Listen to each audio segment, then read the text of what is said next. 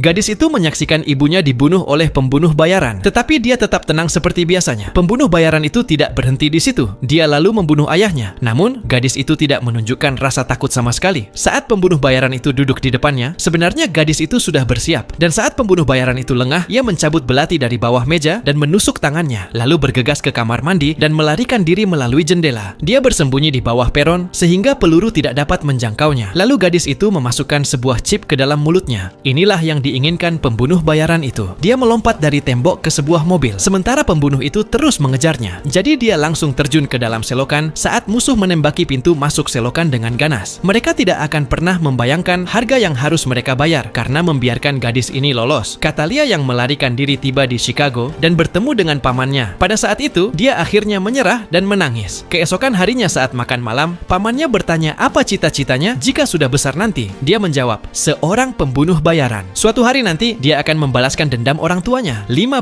tahun kemudian, dua petugas polisi sedang makan di dalam mobil mereka. Tiba-tiba sebuah sedan menabrak mereka. Seorang wanita mabuk dan glamor melangkah keluar. Dia dijatuhkan oleh polisi dan kalung yang melingkari lehernya pun terungkap. Dia adalah gadis kecil dari tahun lalu, Katalia. Polisi membawa Katalia ke penjara. Namun itulah yang diinginkannya. Dia berencana membunuh seorang tahanan malam itu. Pada malam hari, Katalia mengenakan pakaian serba hitam. Dengan cekatan membobol kunci sel penjara, menggunakan jepit rambut, menyingkirkan monitor yang terpasang di dinding, lalu mengambil sendok kopi dan segelas air dan menuju ke ruang listrik. Pertama, ia membuka ventilasi udara, menyelipkan sendok ke tuas saklar listrik, lalu menusuk gelas air untuk membuat penghitung waktu. Ia lalu memanjat masuk ke saluran ventilasi dan menunggu di dekat kipas pembuangan yang berputar. Ketika sendok itu penuh dan air menetes ke kabel, aliran listrik penjara padam seketika dan kipas berhenti berputar. Dia memanfaatkan momen itu untuk merangkak masuk. Saat itu, polisi yang menjaga tahanan masuk ke toilet. Katalia tiba-tiba muncul dari belakang. Ia menendangnya hingga terjatuh, lalu menyeret tubuhnya ke pintu sel. Ia masuk sambil mengacungkan senjata, memaksa target untuk melepas bajunya, menembaknya mati, dan kabur. Ketika suara tembakan terdengar dan polisi bergegas masuk, yang mereka temukan hanyalah rekan mereka yang kebingungan memegang senjata. Di atap, Katalia menghadapi polisi yang mengejar. Ia meloncat melewati tepi gedung, berpegangan di pinggiran luar untuk menghindari penangkapan, lalu kembali ke selnya. Ia mengganti penyamaran sebelum pemeriksaan dan berhasil menipu semua orang. Keesokan harinya, Inspektur FBI Ross tiba di Chicago. Ia menemukan pola bunga anggrek yang digambar dengan lipstik di tubuh korban. Ross menyimpulkan bahwa pelakunya adalah pembunuh berantai. Ini adalah korban ke-22. Tampaknya si pembunuh sedang mencoba menyampaikan sesuatu kepada dunia luar melalui pola ini.